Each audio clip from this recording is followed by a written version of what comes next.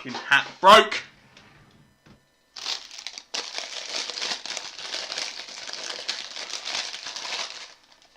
Poundland piece of shit.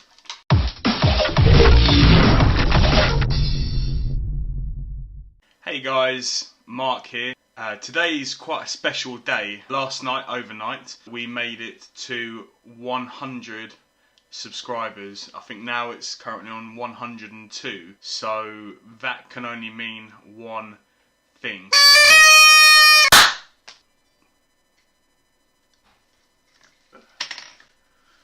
I didn't think this through at all.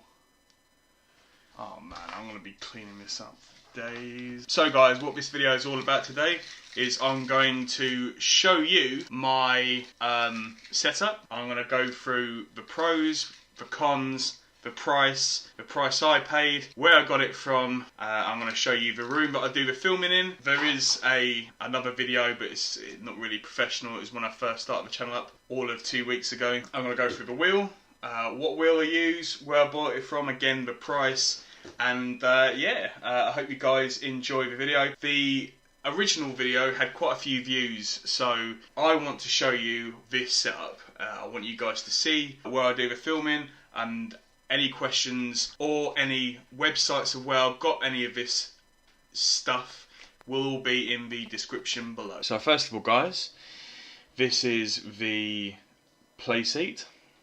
This guy here is Tim, and I'm sure his real name is not Tim whatsoever. There's quite a vast range of Playseats. Quite a lot of them are like a GT kind of seating position.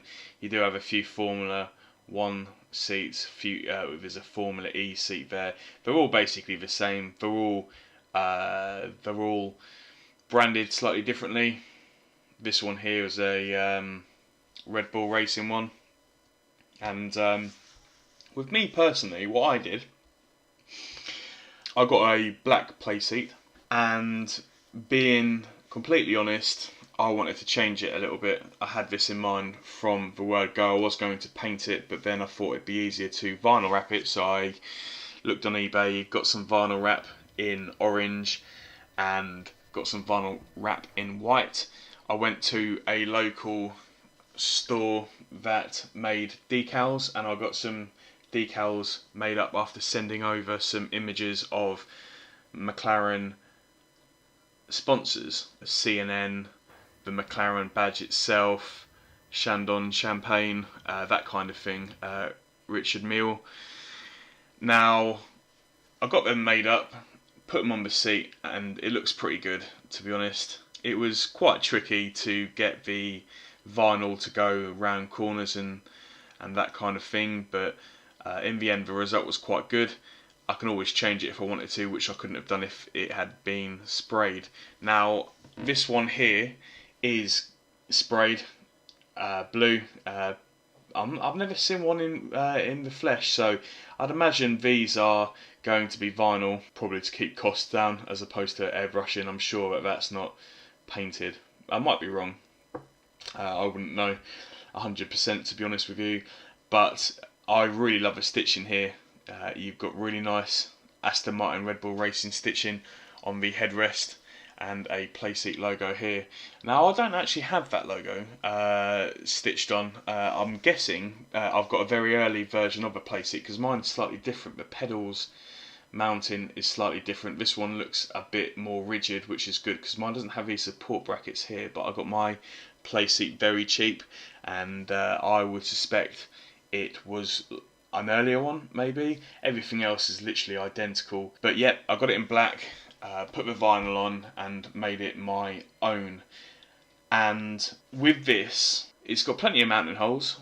It will fit Thrustmaster, Fanatic and Logitech, other brands as well I'm sure, because there's plenty of holes for it to fit. As you can see from the picture here, there's plenty to fit on the pedals as well. Now, they use this seat for events, certainly in Formula 1. I really like this Playseat. The only downside I would say is if you're not used to it, you've got no support here and here, so the thigh muscles really do ache for the first few weeks while you get used to it. It's fully adjustable as well, guys. I'm 6'4". This pedal stand extends all the way down the bottom, as does the wheel mount as well.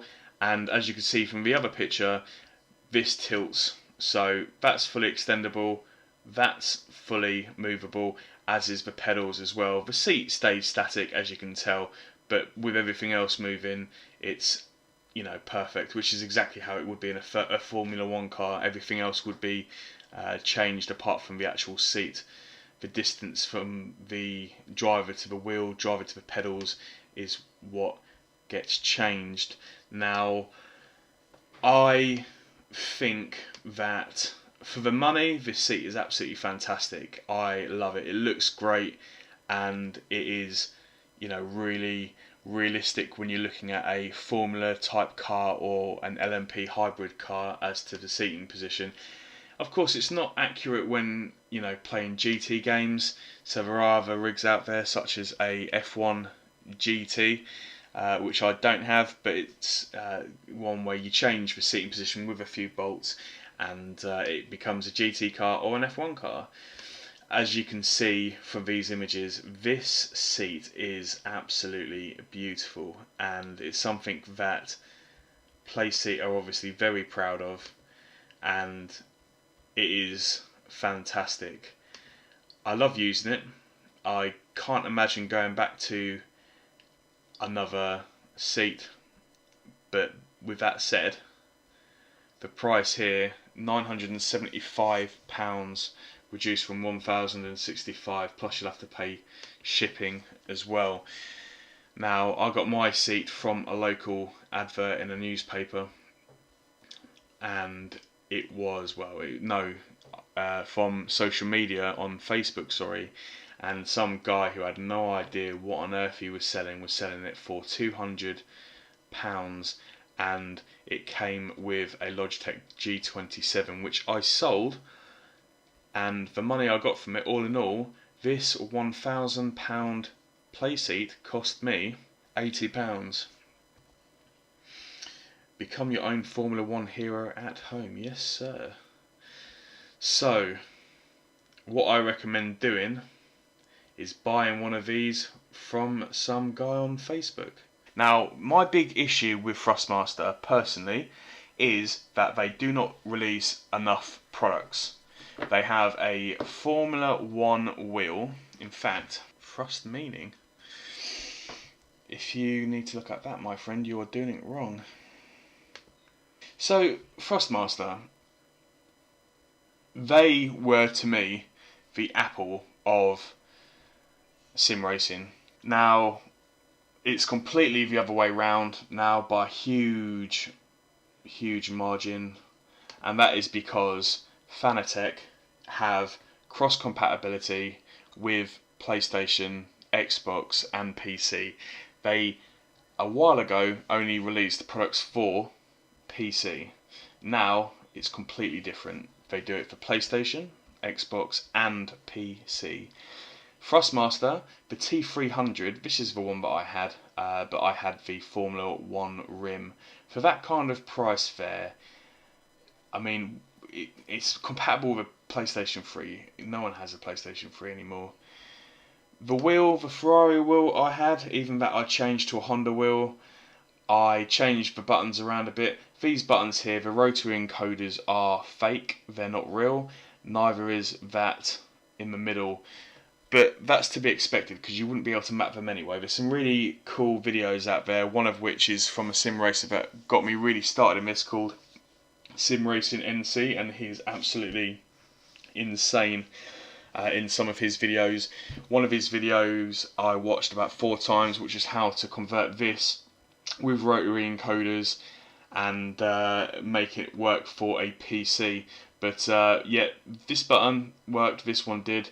These rotary switches worked as well, as did these 3, and the same on the other side, and these 3 here.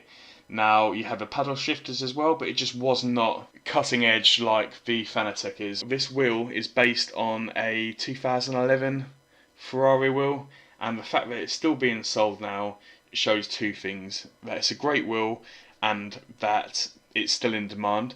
And the second thing that it shows is that they haven't released anything since that compares to it.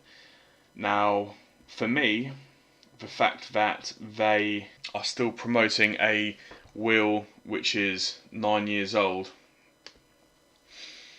shows that they are falling behind with technology and what people want. You would have thought that they would have brought out another Formula 1 type rim. They've got a Formula type rim which is called a TSPC Racer, but again, it's nowhere near this kind of level. Now, the wheel that I purchased, you can go onto their website and you can go on to products, and here you have all the different wheels, and you can simply put down bundles, and here you go, CSL Elite PlayStation 4 starter pack for PC and PlayStation 4.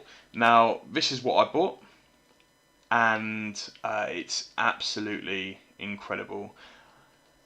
I think that the feedback is very natural. It feels like you're in a car, and it's not clunky. It's really smooth, the feedback, and it just feels natural. I absolutely love it, and I'm so glad that I bought it. With the pedals, there's an option to buy a load cell pedal if you wanted to, and effectively your brake would then become the clutch and the load cell would become the brake. So you can take these pedals out, you can space them, you can move them. Load cell pedal is about £100 from the Fanatic website, I think it is. It's not essential, I haven't got one. It'd probably make me faster into braking. It's certainly the way to go with load cells. Load cell pedals, but yeah, I haven't found the need for it now. There's a really nice rigid sponge that is behind the brake pedal, so you can feel the progression on the braking. So rather than going 0 to 100 like you would on the plastic Thrustmaster pedals, you can really feel the braking at say 40%, and then you can push down really hard for the remaining 60. So yeah, fantastic wheel. This is a list of all the different steering wheels that Fanatic sell, and the two that I have came with nice buttons that you can swap out. So rather than saying Xbox here and the A and B and Y and X, you can take those off and put, a picture of a windscreen wiper and that kind of thing, or a picture of a headlight, so you know what's what. You've also got stickers that you can put on as well, so you know what buttons to press, because it can get a bit confusing at times. My only issue with this McLaren wheel is that on some games, like Project Cars, these buttons don't work. Now, the N button is the PlayStation share button, so when you're recording.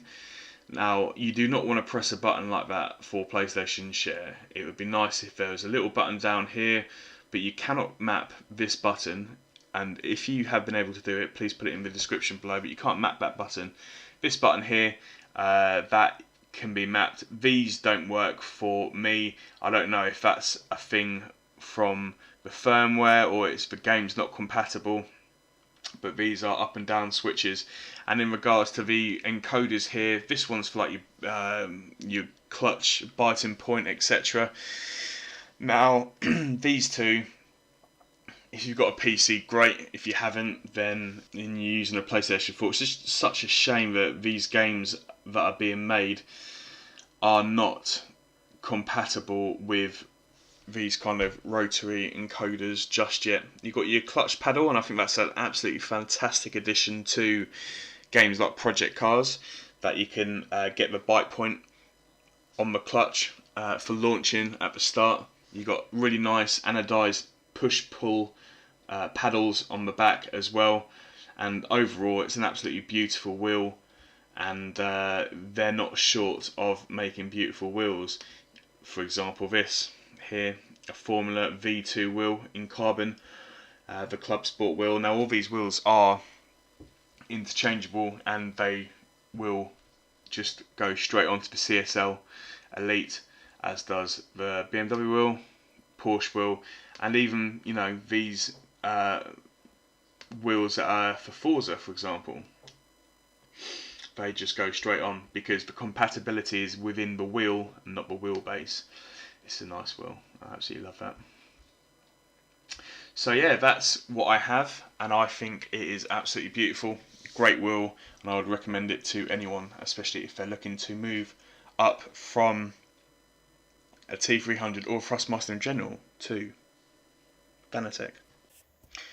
Also, I've got some other bits and pieces around the room as well. This drinks bottle is from a company called Hydro Race, and yeah, they have a great range of products, so it's worth checking them out. A link is in the description below.